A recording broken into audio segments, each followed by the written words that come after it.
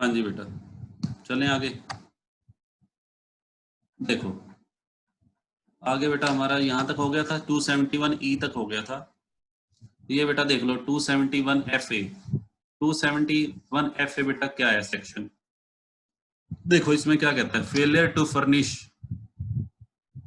N AIR annual information. AIR का मतलब यहाँ पे बेटा ऑल इंडिया रैंक नहीं है। AIR का मीनिंग क्या लिखा हुआ है ब्रैकेट में, annual information return required under section 285BA with in specified time period.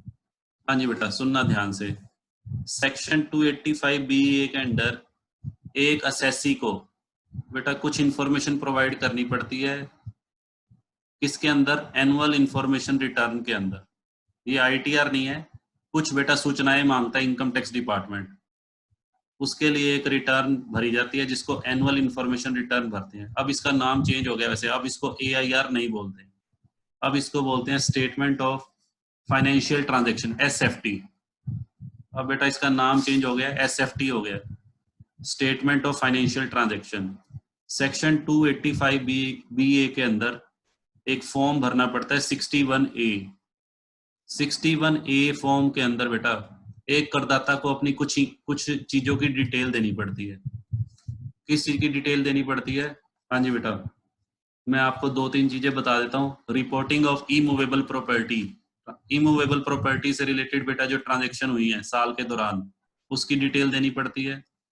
ठीक है, reporting of banking transaction, bank के अंदर बेटा एक प्रिस्क्राइब्ड लिमिट से ज्यादा ट्रांजैक्शन हुई है उसकी डिटेल देनी पड़ती है।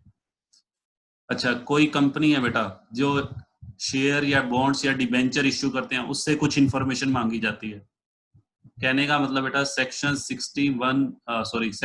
285BA के अंडर कुछ सूचना देनी पड़ती है इनकम टैक्स डिपार्टमेंट को, और वो देनी अनिवार्य है, कंपलसरी है। उसके लिए फॉर्म कौन सा भरा जाता है? 61A। किस तरह की इंफॉर्मेशन होती है? आपकी बैंकिंग ट्रांजैक्शन से रिलेटेड हो सकती है, आपकी इमूवेबल प्रॉपर्टी की ट्रांजैक्शन से रिलेटेड हो सकती है, शेयर्स या डिबेंचर से रिलेटेड हो सकती है।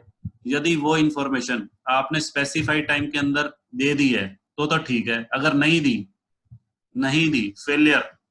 फेलियर का मतलब बेटा वो इंफॉर्मेशन आप प्रोवाइड नहीं कर पाए, 500 रुपए पर डे के हिसाब से फाइन लगना शुरू हो जाए।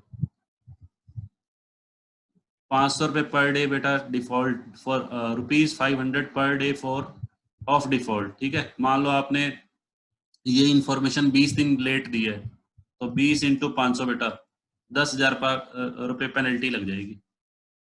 अच्छा, फिर क्या कहता है सेक्शन 271FA, ये भी बेटा इससे रिलेटेड है, ये भी इसी का ही पार्ट है। सुनो, failure to furnish an AIR required under section 285BA within specified time period after the issue of notice। मान लो बेटा मेरे पास, मैंने ये इंफॉर्मेशन देनी थी स्टेटमेंट ऑफ फाइनेंशियल ट्रांजैक्शन, और मैंने बेटा वो टाइम पीरियड के अंदर नहीं दी, जो टाइम निकल गया। फिर मेरे घर पे इनकम टैक्स डिपार्टमेंट ने नोटिस भेजा, हाँ जी आपने SFT की इंफॉर्मेशन भेजी थी, आपने नहीं भेजी, अब भेज दो। अब हम, तो मेरे घर पे बेटा नोटिस आ गया, मेरे घर पे नोटिस आया, उस नोटिस के आने के बावजूद भी, हाँ जी बेटा, उस नोटिस के में जो मुझे समय सीमा दी गई वो भी एक्सपायर हो गई है। उस नोटिस के अंदर बेटा मुझे जो टाइम दिया गया वो भी एक्सपायर हो गया, तो उस केस में फिर डिफॉल्ट बढ़ जाएगा 1000 पर डे। हाँ जी बेटा, और फिर सेक्शन 271FAA क्या कहता है? Wrong furnishing. आपने सूचना तो दे दी, आपने जो सूचना मांगी थी इनकम टैक्स डिपार्टमेंट ने वो दे दी आपने, बट आपने गलत सूचना दी है, रॉन्ग। अब इनकम टैक्स डिपार्टमेंट को बताओ यहाँ पे गुस्सा आएगा या नहीं आएगा? आपने जो सूचना दी SFT की अपनी फाइनेंशियल ट्रांजैक्शन की वो गलत दे दी, तो गुस्सा आने पे बेटा पेनल्टी का अमाउंट भी बढ़ जाएगा, 50,000 हो गया। देखो अमित कह रहा है सर आएगा, बहुत गुस्सा आएगा, तो 50,000 रुपीज बेटा आप पेनल्टी का अमाउंट देखो बढ़ा दिया ना उसने। गुस्सा कैसे निकालेगा वो इनकम टैक्स डिपार्टमेंट बेटा, गुस्सा कैसे निकालेगा? पेनल्टी का अमाउंट बढ़ाएगा बस, और क्या करेगा। पहले 500 पर डे था, फिर 1000 पर डे कर दिया, फिर गलत सूचना के लिए 50,000 रुपये और भरने पड़ जाएंगे।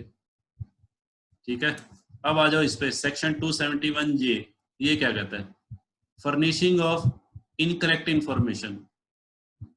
ये बेटा उस पे लगता है सेक्शन 271 जे में पेनल्टी लगती है प्रोफेशनल्स पे। प्रोफेशनल कोई सीए है, कोई चार्टर्ड अकाउंटेंट है, उसको कोई इंफॉर्मेशन देनी थी, चार्टर्ड अकाउंटेंट से कोई इंफॉर्मेशन मांगी गई और उसने बेटा गलत दे दी इन्फॉर्मेशन, यानी कि चार्टर्ड अकाउंटेंट ने किसी रिपोर्ट को सर्टिफाई किया हुआ है और गलत सर्टिफाई किया हुआ है। या कोई मर्चेंट बैंकर है, मर्चेंट बैंकर बेटा वो होते हैं जो नॉर्मल बैंकिंग एक्टिविटीज के अलावा, बैंक की जो नॉर्मल बैंकिंग एक्टिविटी होती है उसके अलावा बेटा कुछ अदर एक्टिविटीज भी करते हैं, जो कंसल्टेंसी सर्विसेज भी प्रोवाइड करते हैं, अंडर राइटिंग का काम भी करते हैं। तो बहुत सारे बेटा इंडिया में ऐसे बैंक है आजकल। मोस्टली बैंक बेटा जो नॉर्मल बैंकिंग ट्रांजेक्शन होती है जैसे डिपॉजिट और लैंडिंग, बैंक का मेन बिजनेस होता है डिपॉजिट और लैंडिंग, बट डिपॉजिट और लैंडिंग के अलावा आजकल बेटा बैंक कंसल्टेंसी सर्विसेज भी प्रोवाइड करते हैं, फाइनेंशियल एडवाइस भी देते हैं। तो ऐसे बैंक्स को, अच्छा ऐसे बैंक अंडर राइटिंग का काम भी करते हैं, कंपनी के शेयर्स बिकवाने की जिम्मेवारी अपने ऊपर लेते हैं, मर्चेंट बैंकर बोलते हैं बेटा। तो यदि किसी अकाउंटेंट ने या किसी मर्चेंट बैंकर ने इनकम टैक्स डिपार्टमेंट को कोई गलत सूचना प्रोवाइड की है, 10,000 रुपए का फाइन है फॉर ईच इनकरेक्ट रिपोर्ट। मान लो बेटा 5 रिपोर्ट मांगी थी, 5 में से 3 रिपोर्ट तो सही है और 2 गलत हैं, तो बताओ कितना फाइन लगेगा? 5 में से 3 रिपोर्ट सही हैं और 2 रिपोर्ट गलत हैं। हाँ वेरी गुड, अमित का आ गया, 20,000 रुपये लगेगा सर। हाँ 10,000 इंटू 2, 20,000 रुपये का फाइन लग जाएगा उस चार्टर्ड अकाउंटेंट पे या मर्चेंट बैंकर। चलो जी आगे बढ़ते हैं बेटा, इसको मैं क्लियर कर देता हूँ। स्क्रीनशॉट लेना है तो ले लो फटाफट इसको, नहीं तो मैंने जो लिखा है इस पे वो मैं क्लियर कर देता हूँ। हाँ जी बेटा स्क्रीनशॉट ऐसे ही लेना है तो ऐसे ले लो, नहीं तो मैं बेटा ये जो ऊपर मैंने रेड पेन से लिखा है ये क्लियर हो जाएगा अभी। चलो जी आगे बढ़ते हैं।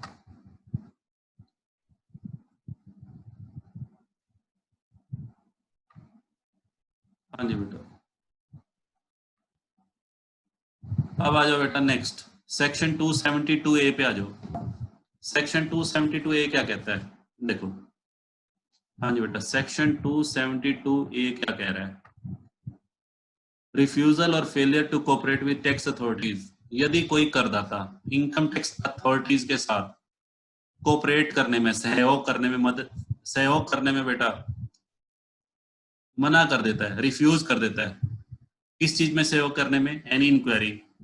मान लो मेरे अगेंस्ट इनकम टैक्स डिपार्टमेंट कोई इंक्वायरी करवाना चाहता है और मैं कोऑपरेट नहीं कर रहा, मैं इंक्वायरी करवाने में आनाकानी कर रहा हूँ, या मेरे से इनकम टैक्स डिपार्टमेंट कोई डॉक्यूमेंट साइन करवाना चाहता है और मैं साइन करने से मना कर रहा हूँ, या कोई एविडेंस है इनकम टैक्स डिपार्टमेंट मेरे से कोई गीता पे हाथ रख कर कोई शपथ दिलवाना चाहता है और मैं वो शपथ देने से मना कर रहा हूँ, यानी कि मैं किसी भी तरीके से कोऑपरेट नहीं कर रहा हूँ, 10,000 रुपए का बेटा फाइन है फॉर ईच डिफॉल्ट। ये ध्यान रखना, 10,000 रुपए फॉर ईच फेलियर और डिफॉल्ट।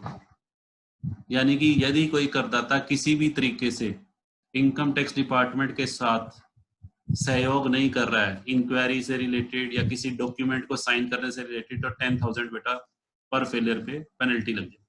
क्लियर है बेटा? चलो नेक्स्ट, सेक्शन 272B बेटा ये क्या कहता है? Failure to comply with the provision of section 139A बेटा पैन से रिलेटेड है, permanent account number. PAN number बेटा हर एक एसएससी को लेना कंपलसरी होता है, आपको पता है, अल्फा न्यूमेरिक नेचर का होता है, ये भी आपको पता है। पैन नंबर लेने के बाद उसको बेटा कई जगह मेंशन करना जरूरी होता है, आपको आईटीआर में मेंशन करना जरूरी है। आपकी जो बैंकिंग ट्रांजैक्शन अगर सर्टेन लिमिट से ज्यादा है, मेरे ख्याल से 50,000 है, 50,000 से ज्यादा अगर आपने बैंक में पैसे जमा करवाने हैं, पैन नंबर मांगेंगे बैंक वाले।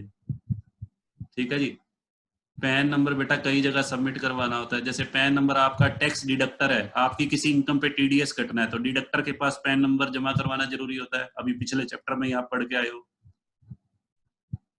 यदि आपने कोई इमूवेबल प्रॉपर्टी परचेज करनी है या कोई 4 टायर वाला व्हीकल परचेज करना है बेटा, ठीक है, तो उस केस में भी आपको पैन नंबर सबमिट करवाना जरूरी होता है। आपने कोई हाँ जी बेटा टू व्हीलर परचेज करना है तब भी बेटा, आपने कोई एक्टिवा खरीदनी है तब भी पैन नंबर सबमिट करवाना जरूरी है। तो कहने का मतलब यदि आपने कहीं पर भी, कहीं कोई भी ऐसी जगह जहां पर पैन नंबर मेंशन करना जरूरी था और आपने उसको मेंशन नहीं किया, 10,000 रुपये बेटा पेनल्टी लग जाएगी। 10,000 रुपये बेटा फाइन लग जाएगा, पेनल्टी लग जाएगी, ये ध्यान रखना। अच्छा next, quoting false tax deduction account number, ये बेटा पहले आ चुका है, अभी पिछले चैप्टर में ही आया है। आपने टेन नंबर ले लिया, टेन नंबर बेटा आपको पिछले चैप्टर में बताया था, टेन नंबर लेना किसके लिए कंपलसरी होता है? डिडक्टर के लिए। अब डिडक्टर ने टेन नंबर तो ले लिया, अब टीडीएस रिटर्न फाइल करनी थी, टीडीएस रिटर्न फाइल करते हुए टेन नंबर बेटा गलत लिख दिया, टेन नंबर गलत लिख दिया, 10,000 रुपए की पेनल्टी, ये भी आपको पता है, पिछले चैप्टर में आ चुकी है, ठीक है। अच्छा ये भी बेटा आ चुका, section 234E, default in furnishing, default और डिले इन फर्निशिंग। आपने टीडीएस की रिटर्न फाइल करनी थी क्वार्टरली, और क्वार्टरली रिटर्न फाइल करने में बेटा आपने क्या कर दी? देरी कर दी। देरी की वजह से आपके ऊपर कितना फाइन लगता है? हाँ जी बेटा, ये भी किया हुआ है सर, ये बातें तो हम पढ़ चुके हैं, दोबारा आ गई हैं, तो बेटा इजी हो गया आपके लिए, देखो ये चैप्टर बहुत इजी हो गया, आधी से ज्यादा बातें बेटा आपने पढ़ी हुई हैं इस चैप्टर में, ठीक है। तो ₹200 per day during which failure continues but not exceeding the TDS amount, TDS के अमाउंट से ज्यादा नहीं हो सकता, ये ध्यान रखना। कहने का मतलब अगर मेरा टीडीएस का अमाउंट बेटा, सुनो, टीडीएस का अमाउंट बेटा मेरा कितने रुपए है? टीडीएस का अमाउंट मान लो 10,000 है, जो डिडक्टर ने जिसकी रिटर्न फाइल करनी है, और 200 रुपए पर डे के हिसाब से मान लो 60 दिन वो लेट हो गया तो 12,000 रुपये बनता है फाइन, बट इससे ज्यादा नहीं हो सकता 10,000 से, ये ध्यान रखना। ये बताई हुई है बातें आपको, विद एग्जांपल करवाया हुआ है ये। हाँ जी बेटा, चलें आगे, बताओ क्लियर है यहाँ तक? हाँ, अमित कहता है ये सर किया हुआ है, मेरे को भी पता बेटा, ये बट इस चैप्टर में लिखना है, अगर पेपर में आ गया तो आपके लिए याद करना इजी हो जाएगा, क्योंकि आप पिछले चैप्टर्स में कर चुके हो। हाँ जी बेटा देखो,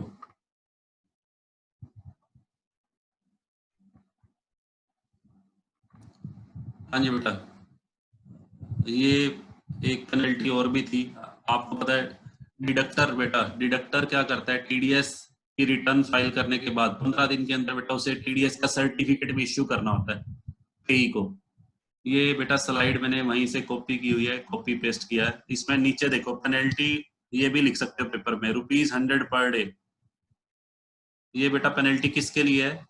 ऊपर देखो, penalty for delay in issue of TDS certificate, penalty on failure to issue, ये भी बेटा लिख सकते हो आप पेपर में, ठीक है। अच्छा अब आगे आ जाओ, ये बेटा जरूर लिखनी है, पेनल्टी अंडर सेक्शन 234F, ये स्लाइड भी बेटा मैंने आपको पहले करवाई हुई है, मेरे ख्याल से मुझे एक्सप्लेन करने की जरूरत नहीं है। हाँ जी बेटा बताओ, इस स्लाइड को एक्सप्लेन करने की जरूरत है?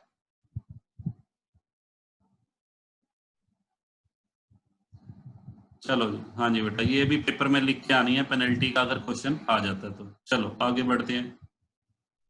हाँ जी बेटा, ये भी सेक्शन 271H बेटा, ये भी पिछले चैप्टर में आया था, आई थिंक मुझे ये बताने की जरूरत नहीं।